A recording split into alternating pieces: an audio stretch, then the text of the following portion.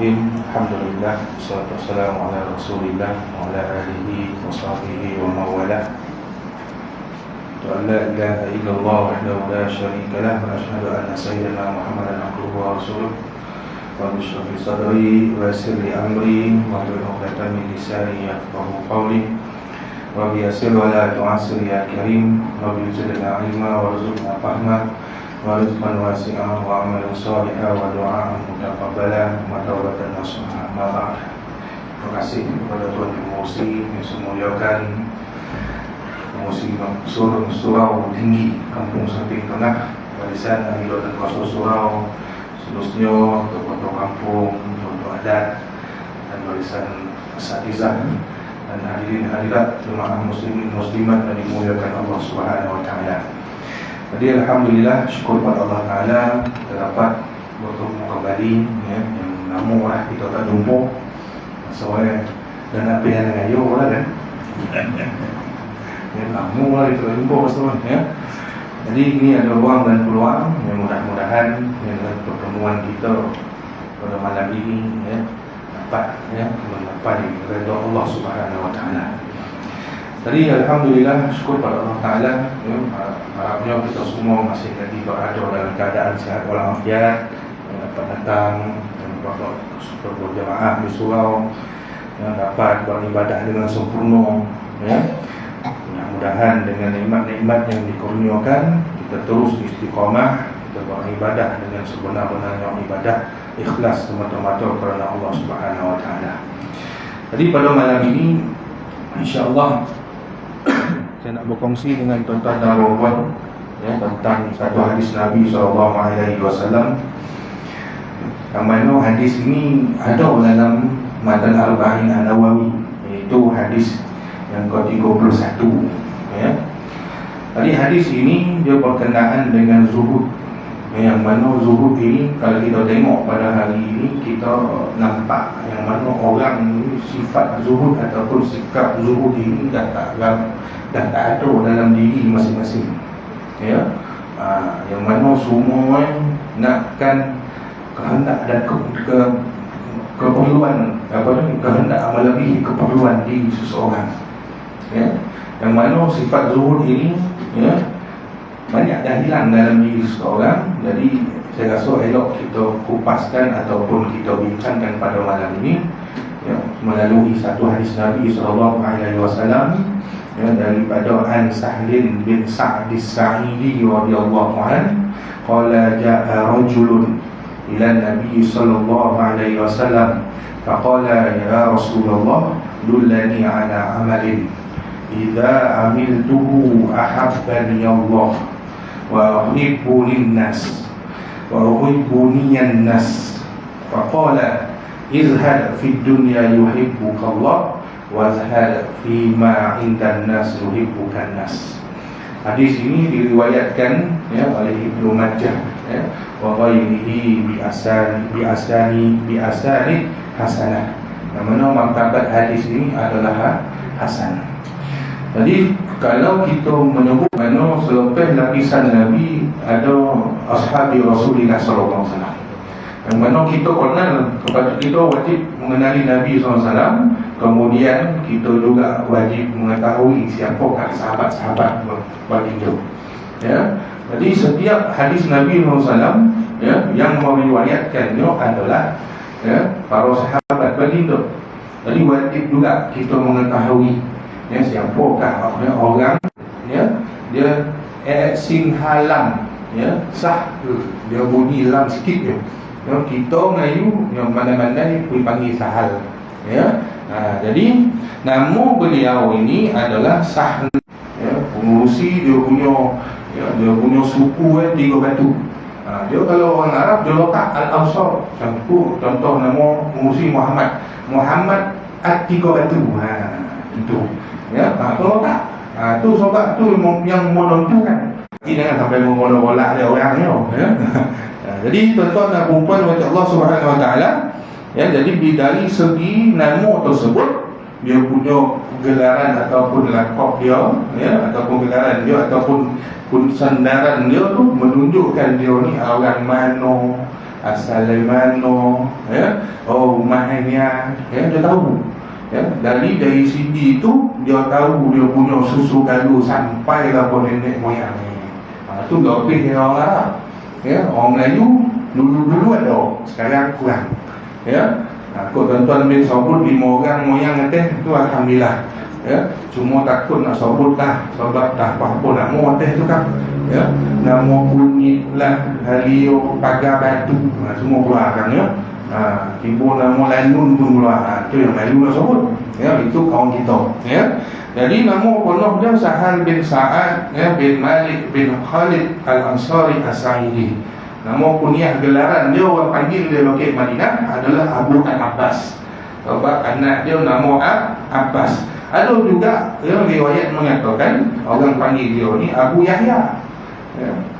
Sebab apa? Anak yang lain nama Yahya. Abu tu ayah, Abbas tu nama anak.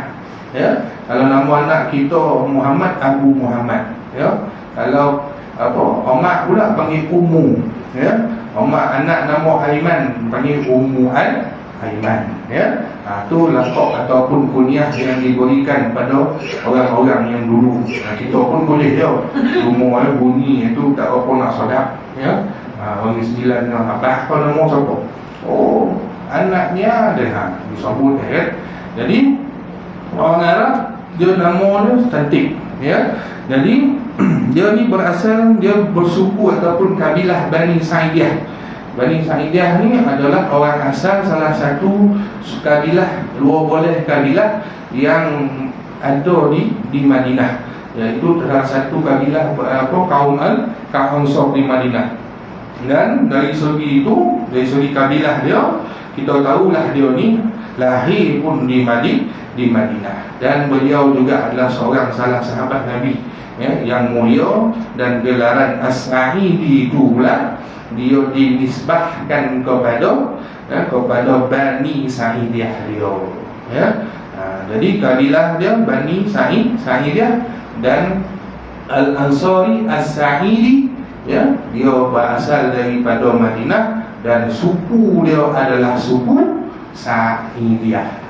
Jadi tuan-tuan dan puan bolehlah buat nama lepas ni. Ya, kau suku nak tiru Arab pun boleh. Ya. Jadi bagaimana Sahal bin Sa'ad ini memeluk Islam? Ya. Mengikut riwayat, Sahal bin Sa'ad ini dia memeluk Islam ketika mana dia masih lagi kecil dan dia membesar di Madinah.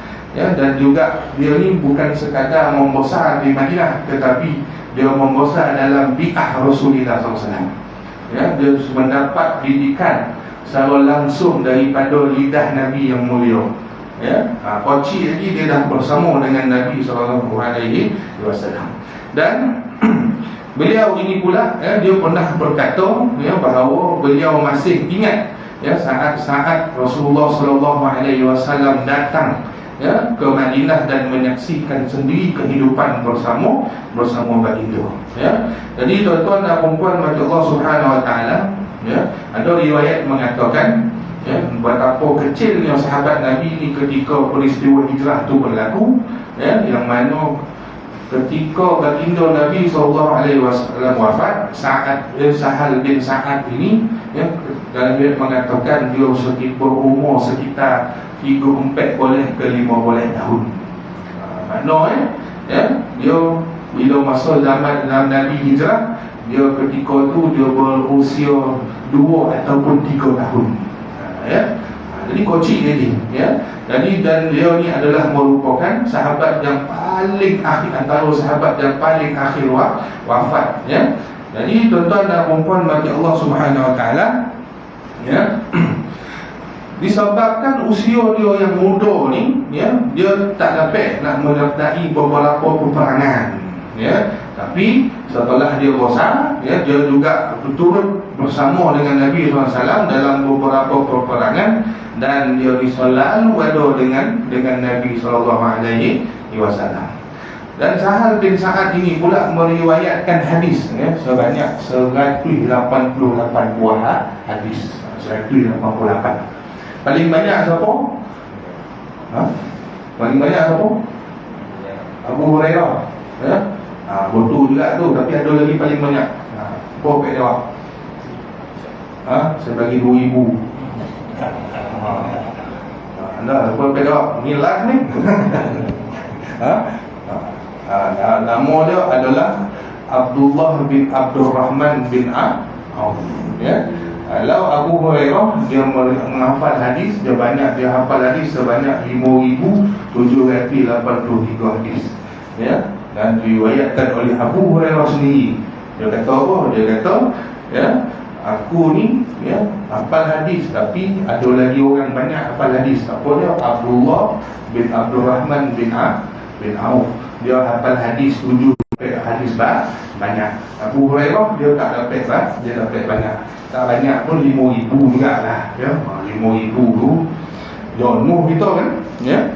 Jadi tuan-tuan dan puan-puan bagi Allah Subhanahu Wa Taala, Sahal bin Sa'ad ini meriwayatkan 188 buah hadis daripada Nabi SAW, dan antara hadis yang terkenal ialah, ya, antara yang diriwayatkan adalah, ya, hadis yang berbunyi, aku dan orang-orang yang memelihara anak yatim akan berada di syurga seperti ini.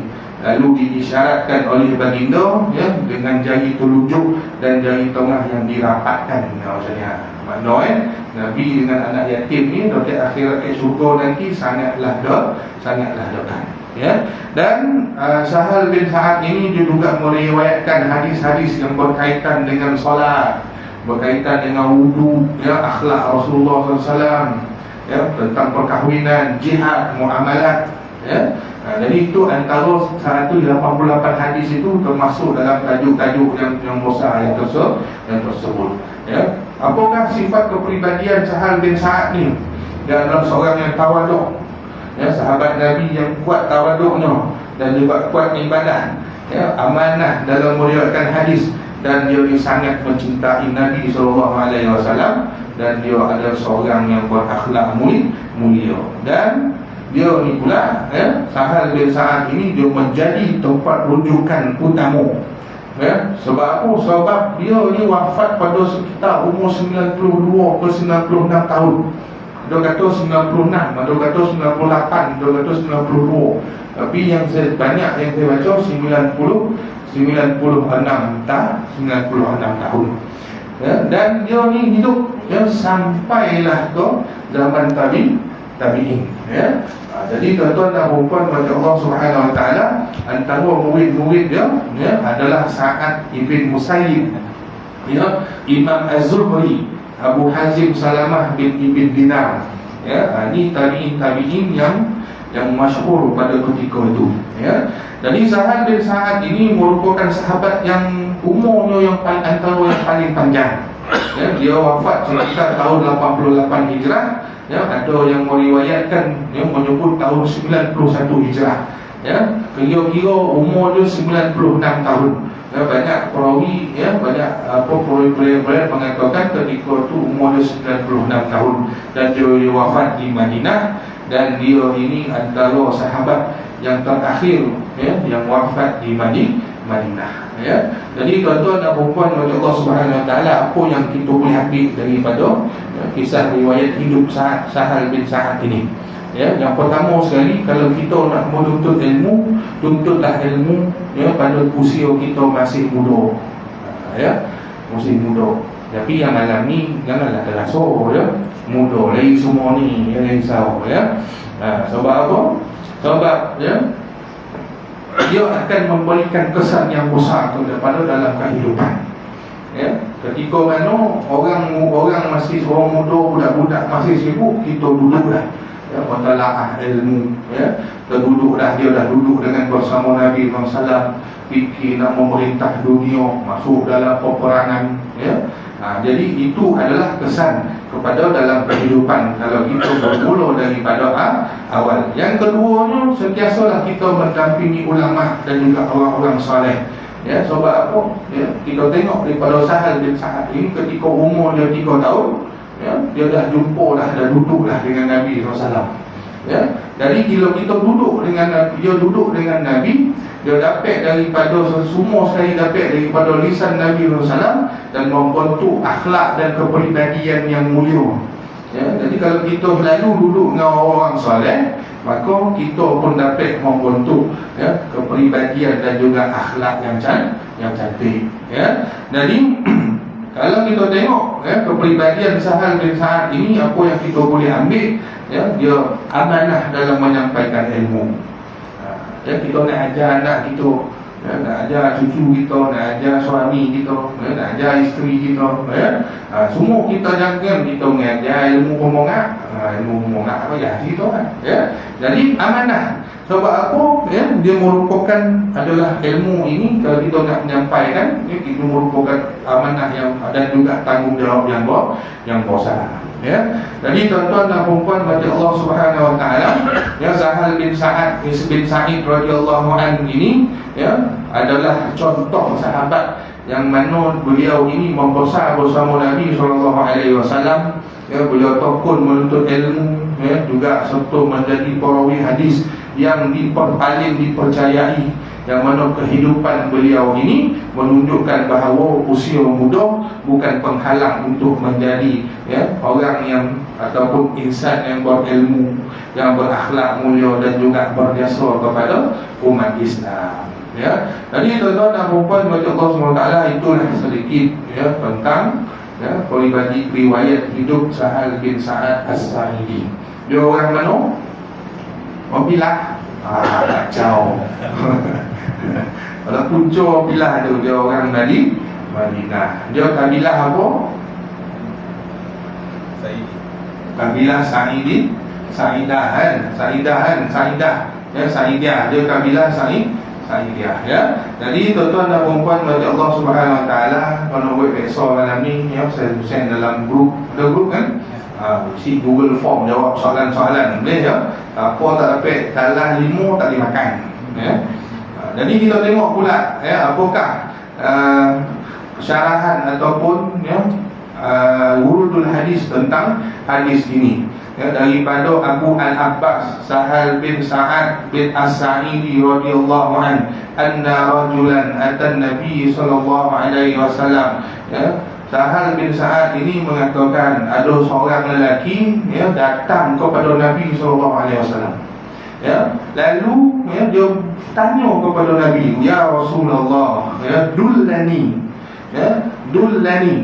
dullani ala amalin, tunjukkan aku ya Rasulullah satu amalan, idza ana amiltuhu, apabila aku lakukan amalan tersebut, ahabbani Allah suka, dan wa ahabbani banain nas, dan juga manusia pun suka.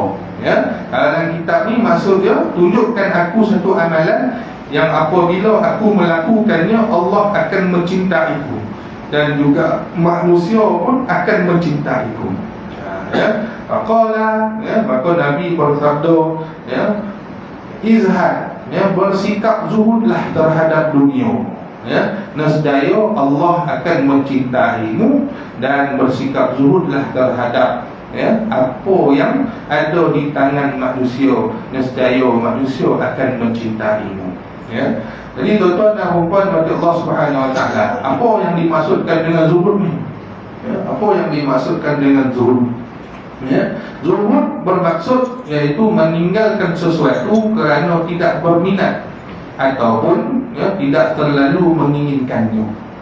Itu zuhud, meninggalkan sesuatu sebab tak minat ataupun kita tak nak. Itu maksud dia dari sudut bahasa. Dari sudut istilah pula, zuhud ini tidak menjadikan dunia sebagai matlamat utama kehidupan.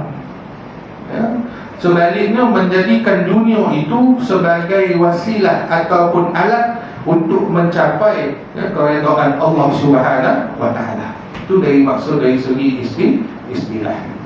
Dan kita tengok pula apa kata Imam Ahmad. Imam Ahmad mengatakan zuhud di dunia ialah pendek angan-angannya dan tidak terlalu bergantung kepada dunia. Jadi kita tengok pula huraian hadis tersebut.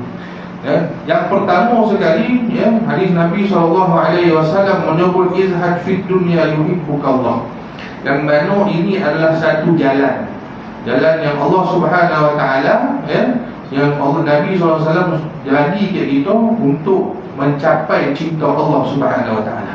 Nabi ajar kat kita, ya, bahawa untuk mendapatkan cinta Allah itu seseorang perlu apa? Perlu, ya, izhad fid dunya. Ya, maksudnya bukan meninggalkan pekerjaan kita, meninggalkan harta kita. Tak boleh kita, ini kocor ni semua dunia, kereta dunia, rumah dunia, pergi duduk masjid. Tak. Ya, tetapi sebenarnya pada hakikatnya Nabi suruh kita tidak terlalu cintakan dunia. Itu saya kata berapa ramai yang ada penyakit ni pada hari ini. Ya, ramai. Ya, tak nak. Ya, datang masjid kau orang masuk rumah dan bosan. Contoh, ya, bukan rumah dan pun bosan culik kita kan. Kalau rumah bosan contoh nak culik, ya, tak ada orang MK, ya, contoh, ya. Jadi, ya, bukannya zuhud itu kita kalau tinggalkan pekerjaan, tinggalkan harta, tinggalkan keluarga, bukan. Ya. Itu ada orang yang lupa saya. Bang, saya ni nak IPB bodoh tu, isu perguruan tu. Tak. India, Pakistan, Bangladesh. Ya. Lepas saya nak keluar 4 bulan. Ada baik, bagus tu. Betul. Okey. Tak tanya. Tapi tanya kan, orang saya minta sebulan 10,000. Banyak duit kan. Ikutlah, kau daya, pergilah. Kau tak daya, duduklah sini. Kau pula rumah kau minta 10,000 lah. Yalah, selama gini duit saya pegang. Habis tu, mana yang lebih aula? Pagi-pagi sebuah tahu rumah lebih bodoh. Saya akan hantar. Rumah kau ada lesen tak? Tak tahu, saya hantar. Dia tak apa. No, daruriyat, aulawiyat, ke duduk di rumah. Bukan punya IPB tu. Dan hari-hari nak numpang orang malah orang Grab kan belanja pula jauh, nak transfer tak boleh lah, itulah tinggal di belanja habis pula. Orang perempuan ni tinggal di belanja lobby sikit tak boleh, ya, habis Nur Jannah nuai lah apa lah kan. Contoh, apa kau tak ada mau kita pergi wali kan. Ya. Jadi tuan-tuan dan puan bagi Allah SWT, kita nak pokok dakwah ni kita buat boleh, tak ada masalah. Ya, tetapi tengok aulawiyat itu keutamaannya. Ya, macam saya ni tak ada masalah. Kata pergi, ya, tapi kan anak saya buambi. Kan rumah saya kan dari singo pula. Ada anak saya dah terseksa mental lah, apa itulah. Balik-balik semua murungnya. No, ya. Memang kita cakap apa Allah jaga, ya Allah jaga, yakin. Ya, tetapi keperluan dan, ya, keperluan tu kena kita penuhkan, tanggungjawab kita. Ya. Jadi bukannya kita nak tinggalkan dunia ni pun, tetapi dia tidak terlalu mencintai dunia. Dan Nabi sebut maksud Nabi itu izhad fid dunya yuhibbukallah, tidak menjadikan kekayaan itu sebagai tujuan hidup. Kayu semua wajib kayu. Tak ada siapa, tak ada Nabi suruh kita miskinlah. Jadilah kau semua ni pengomis, tak ada pun. Ya, jadi Nabi suruh kita cari dunia ni. Yang siapa ada sawit 500 ekar, buat. Ya, ada pak sekarang boleh ya kan. Kau ada lah. Omeh 50 kilo. Ambil buat, kau tak ada masalah. Ya, tapi tak menjadikan omeh itu, tak meletakkan omeh itu dalam tujuan hidup, dalam hati itu, sampai takut pula Nabi masjid. Ya, tidurlah kau pun sampai 5 ekar tu tak keluar. Ya, inilah tu hidup dan sawit ni lah.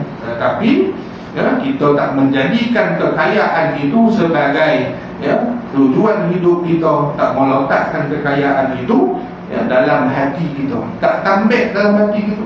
Ya, kereta bosan mana pun lah, rumah bosan mana pun lah, akhirnya kita akan meninggalkan semua itu apabila terputusnya hubungan kita dengan dunia. Ya. Dan seterusnya tidak berbangga dengan kemewahan. Ya. Baru bawa X50, ada siapa laung dia buat ayat betul kan. Contoh ya, dia tak bangga dengan kemewahan ya, dan orang yang Nabi suruh izhad fi dunia ini adalah dia mengutamakan akhirat daripada dunia. Kayu dia banyak dia sedekah ya, kayu dia ya, banyak dia bayar zakat tolong ya, kayu dia ya, semua benda dia beri ya, tak ada sikten dia pada minta ni, tak ada orang pun nak beri dia ya. Abdul Rahman bin Auf tu habis dijual, habis disedekah ya, sebab apa dia nak miskin, tapi Allah gandakan lagi. Berjujur lagi orang dia adalah salah satu sahabat yang tak dapat doa nak jadi miskin, tapi tak miskin ni miskin. Kita doa nak jadi kaya, miskin sudah. Dan tak balik ya. Macam mana minta doa, minta jadi kaya, tapi semayang lambat ya. Semayang dua rakaat, itu pun tahu doa Allah amin kan ya. Orang nak kaya, saya nak jumpa seorang hamba Allah ni ya. Dia ni memang, saya pun tak tahu lah, rumah itu tangga tu macam tangga hotel. Tunggu ya, rumah itu ada 2 lift ya. Saya tanya apa rahsia ni, saya tanya rahsia apa, tak ada rahsia Ustaz. Sama macam tak saya makan nasi, makan belacan, saya tak makan belacan, dia pula ada allergi sebab Ustaz tak makan belacan ya. Sama Ustaz, saya makan, saya buang air, saya pergi, saya semayang, saya semua. Apa ni Datuk, semayang duha berapa rakaat? 2 boleh ada 2 boleh rakaat. Kita 2 rakaat pun lutut cabut, meruguk dia 2 boleh rakaat. Bayang tu. Yang duha tu poso, cakap lah. Saya jumpa poso, menyampah ni pun tak boleh minum ya, semua. Bukan kita menyampah dia poso tu, tak. Kita nak jumpa, nak bincang-bincang, ada makan-makan sikit kan. Ni tak, kita seorang ni makan sudah, dia mandang ya. Kita nak naik sokan akhirnya malah jumpa dalam WhatsApp, dia video call ya. Jadi orang yang begini yang disebutkan ya, dia oleh Nabi SAW, izhad fi dunia. Dia tak terlalu menciptakan dunia ya. Dia tak menjadikan kekayaan itu sebagai lubuk dia, tak ya. Dia jadikan kekayaan dia tu ya, sebagai jambatan, alat dia untuk mencapai redha Allah Subhanahu wa taala, yang mana akhirat ini lebih baik daripada dunia ya. Wal akhiratu khairu wa abqa, dan kehidupan akhirat itu lebih baik ya, dan kehidupan akhirat itulah yang kekal selama-lamanya ya. Kita tengok contoh zuhud Nabi SAW. Siapa kata Nabi ni miskin ya? Nabi SAW ni dia boleh hidup mewah, dia kahwin dengan orang yang kaya paling kaya di Mekah, dan Nabi sendiri pun kaya.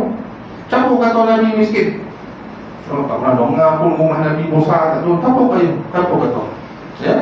Nabi itu pedagang, peniaga, yang mana dia kahwin dengan Sayyidatina Khadidah binti Khuwailid tu. Sayyidatina binti Khuwailid tu, dia nikah tu mahar 50 ekor unta. Kita lalu 5,000 dah ngamuk, 5,000 pula ya? 50 ekor unta, coki 50 ekor unta banyak duit ya? Buat akikah anak pun kira bergaduh lagi, bini kau lah bayar, janganlah kau bayar dah ya? Akhirnya Pak Mentua ya. Ini realiti banyak yang berlaku ya. Jadi tuan-tuan dan puan-puan pada Allah Ta'ala, Nabi boleh hidup mewah mewah semewah-mewah tu, tidur dalam istana ya. Tapi baginda Nabi SAW memilih untuk hidup ya, kehidupan yang sederhana ya. Kadang-kadang ya, berbulan-bulan ya, tak ada api yang dinyalakan, tak ada, kira ibarat tak ada lampu dalam rumah ya.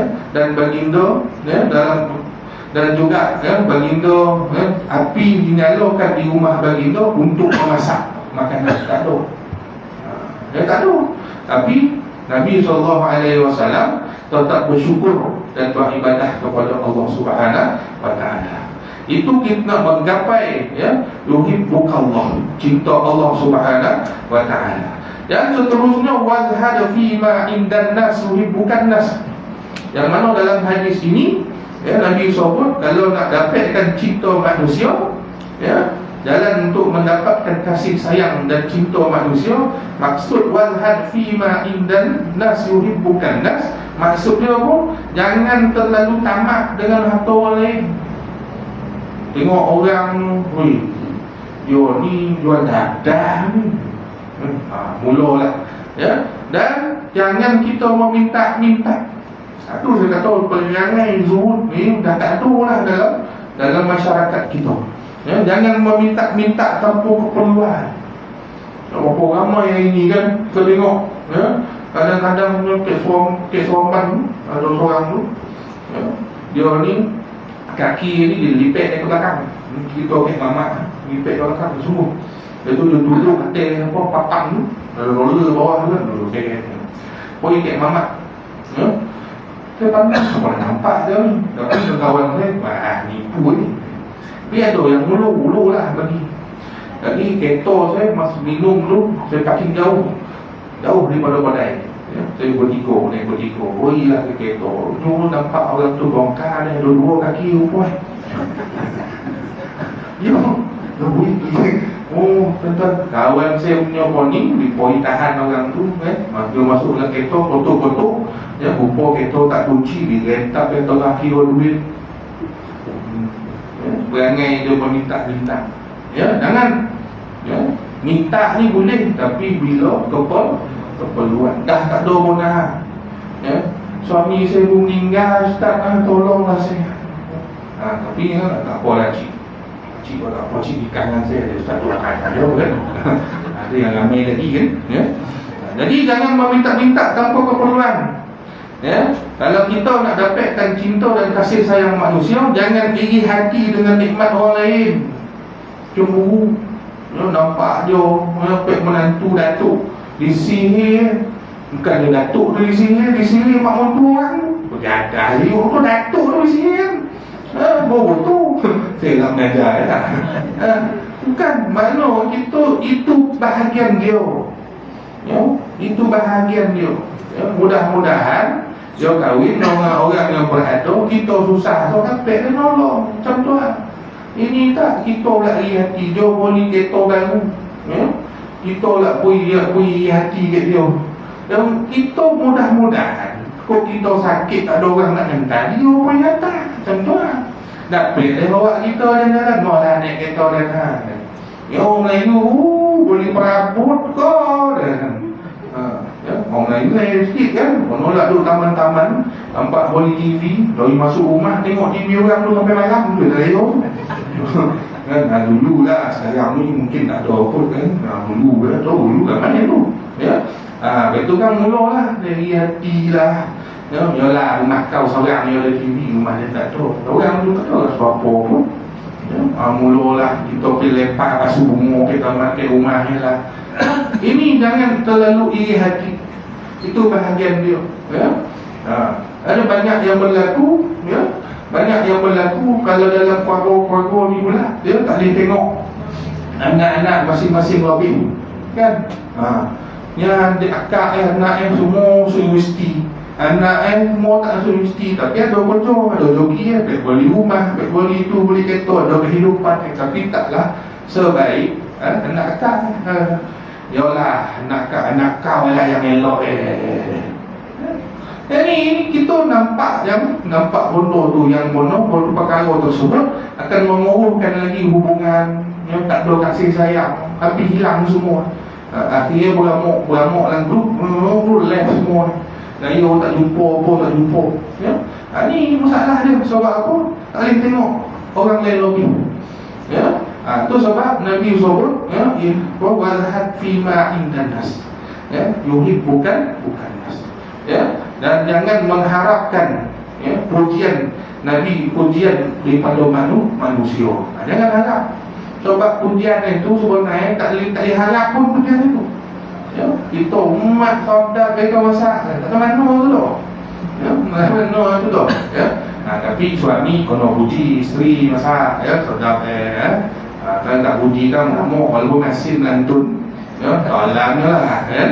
Ya.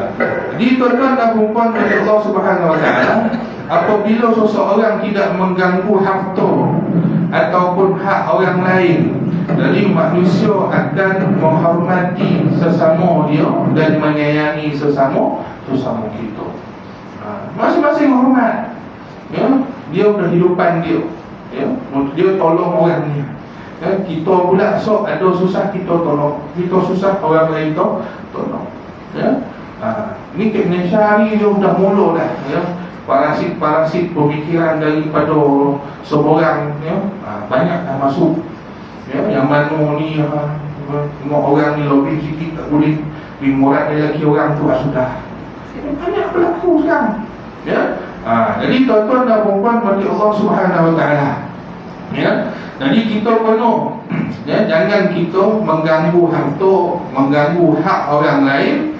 Ya, maka kalau kita mengganggu, kita dah, ya, mencampuri, ya, hak orang lain, maka manusia takkan hormat pada kita, ya, takkan ada kasih dan sayang antara kita semua. Ya. Jadi tuan-tuan dan puan-puan bagi Allah Subhanahu Wa Taala, contohnya seseorang yang sentiasa pinjam duit tak bayar, minta bantuan tanpa keperluan, ya, dengki terhadap kejayaan orang lain, ya, biasanya orang-orang yang macam ni dia tak disenangi masyarakat, kan? Tak senang masyarakat. Kalau datang pula dia, kan?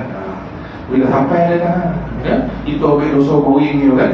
Ya, dan sebaliknya orang yang berdikari dan kalau ada kita dan qanaah, ya, orang yang berdikari dan qanaah. Qanaah ni apa? Qanaah ni adalah sentiasa rasa cukup dengan apa yang kita ada. Ya, kita kerja kita motong, motong pun dah sekarang RM20, RM3 lebih tak ingat tu. Oh, mahal tu. Ya, daripada lain, ya, RM9, RM2, ya. Sekarang ni qanaah rasa cukup dengan apa yang Allah beri ke kita. Jadi kita rasa cukup, jangan kita rasa nak nempel ke orang tua, nak nempel, ya. Jadi tuan-tuan dan puan-puan bagi Allah Subhanahu Wa Taala, kita tengok pula, ya, zuhud, hakikat zuhud, ya, menurut tasawuf, ya. Imam Al-Ghazali contoh dia. Ya, zuhud ini bukannya berarti kita kena pakai buku-buku, dan ngasuh dia ni CEO pola dunia lah, numpuk ke luar, habis lah pala pun orang ni. Bukan, ya, meninggalkan harta sepenuhnya, bukan, dan hidup dalam kemiskinan, bukan itu bukan zuhud. Tetapi zuhud itu ialah, ya, kosongkan hati daripada pergantungan kepada dunia, walaupun dunia itu dah kita gonggang. Kita dah ada dah dunia tu, ya, dan kita tak bawa dunia tu masuk dalam hati kita, ya. Itu kata Imam Al-Ghazali. Kata Hasan Al-Basri pula, ya, orang yang zuhud ini bukanlah yang mengharamkan yang halal, ya, tetapi lebih yakin kepada apa yang ada di sisi Allah daripada apa yang ada di tangan dia. So dia sorak kepada Allah Ta'ala, keutamaan dalam kehidupannya dengan Allah Ta'ala, ya. Bukannya dunia, ya, kalau tak tak boleh, ni tak boleh. Orang minta cik sedekah kan, contoh Haji Bakhil kan, bila orang datang minta sedekah untuk anak yatim, RM1 tu, datang perempuan RM1,000 boleh, perangai betul kan.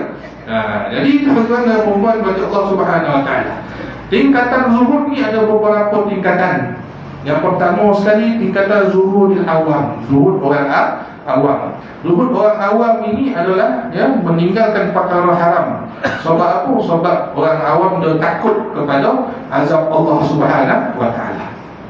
Yang kedua, zuhudus soleh, zuhud orang soleh, iaitu orang soleh ini, ya, dia meninggalkan perkara syubhat dan juga perkara yang melalaikan. Anak dia apa ya? Duduk saja tak nak. Ya, ni tak dia tu. Ni kan dan jadi orang ghafilin, orang yang lalai, ya. Dan yang ketiga iaitu zuhudul arifin, zuhud orang yang arifin. Orang arifin ni macam mana pula zuhud dia?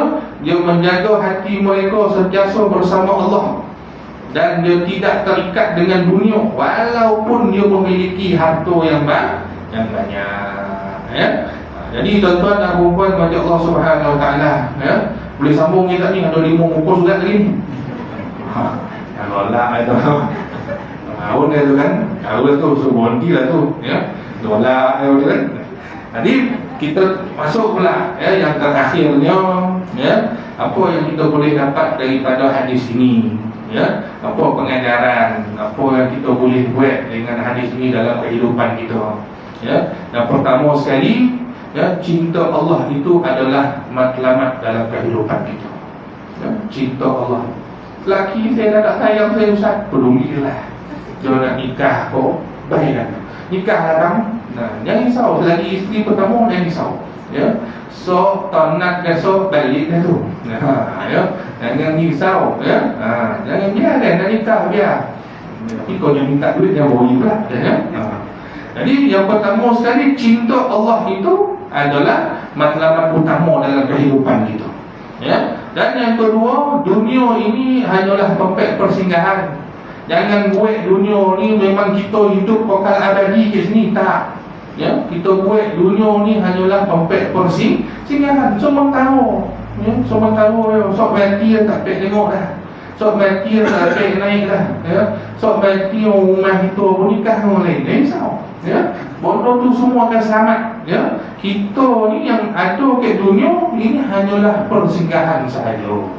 Ya, tapi jangan singgah betul-betul pula, relax pula, yang macam tu pula, ya. Tak ada lah. Maknanya ada kojo, dan ni singgah yang di dunia ni, kacau juga tu, ya, jangan faham macam tu pula, ya. Kita kena kita kena buat, kita kena cari dunia untuk bekalan kita di akhirat, ya. Dan yang seterusnya, kekayaan ini bukanlah ukuran kemuliaan di sisi Allah Taala, ya. Kaya tu bukan ukuran, ya, untuk kita dapat cinta Allah Taala, bukan, ya. Kau miskin kau kaya kau berduit kau tak berduit kau, Allah sayang kau tak, Allah sayang, ya. Jadi kalau betul cara nak jadikan diri kita yang dia dapat cinta Allah, kalau ada jalan yang betul dia, ya. Dan yang seterusnya, jangan bergantung kepada manusia melebihi daripada kita bergantung kepada Allah Taala. Oh, dia tak boleh hidup dia punya dah, tak boleh, bayangkan, ya. Dan macam dia tak boleh buat dah, pandai kau, ya.